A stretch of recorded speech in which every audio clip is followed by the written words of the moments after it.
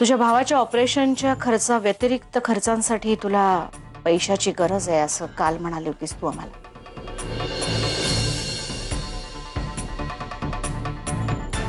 कसलीही गरज लागली तर सांग आम्हाला.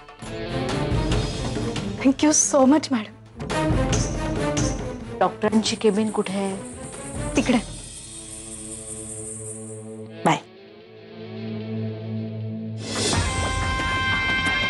काय लिहिलंय त्या रिपोर्ट्स मध्ये?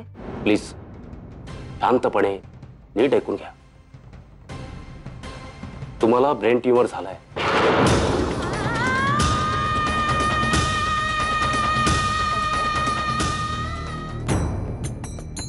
हे बघा मिसेस सरंजामे, तुमच्याकडे आता फार थोडे दिवस शिल्लक राहिलेत.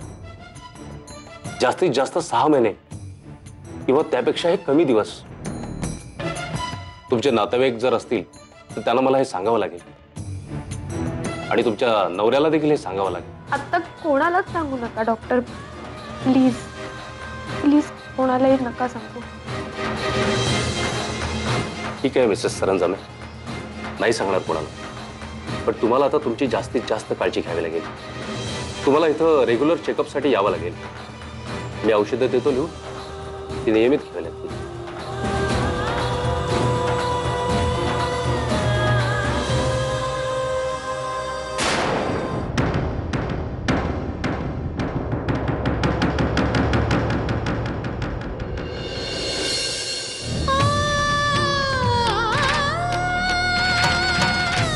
नाही, आम्हाला काहीतरी करायला जाऊ.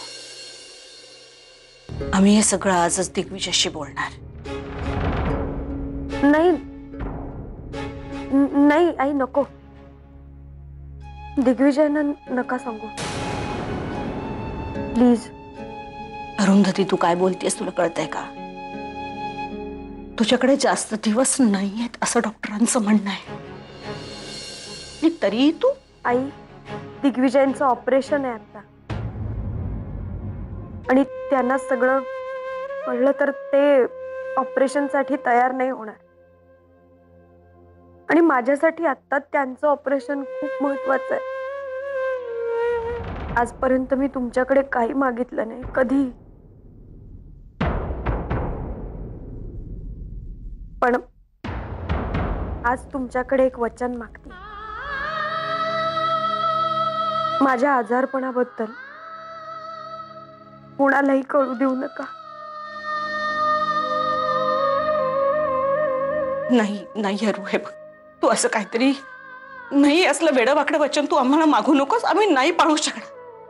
प्लीज आई, मला वचन द्या.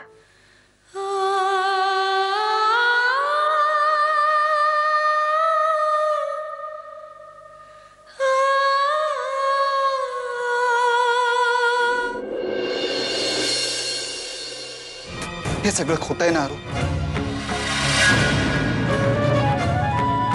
सांगणार हे खोटं आहे म्हणून.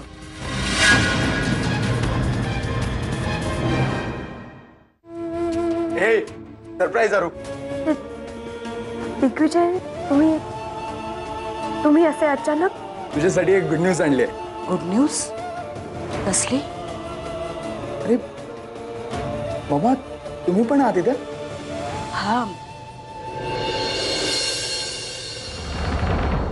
ओके, तर गुड न्यूज अशी आहे की माझ्या सगळ्या टेस्ट नॉर्मल आहेत.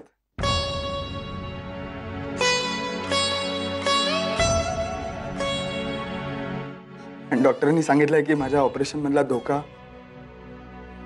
टळलाय किंवा कमी झाला. इनफॅक्ट माझं ऑपरेशन सक्सेसफुल होण्याचे चान्सेस सगळ्यात जास्त आहेत. बाय द वे अरू, तुझे सुद्धा रिपोर्ट्स आलेत ना? मला जरा सांग काय लिहिलंय त्यात.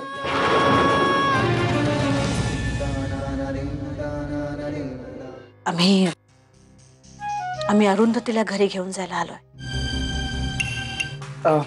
चला अरुंधती मॅडम, घर तुमची वाट पाहत आहे.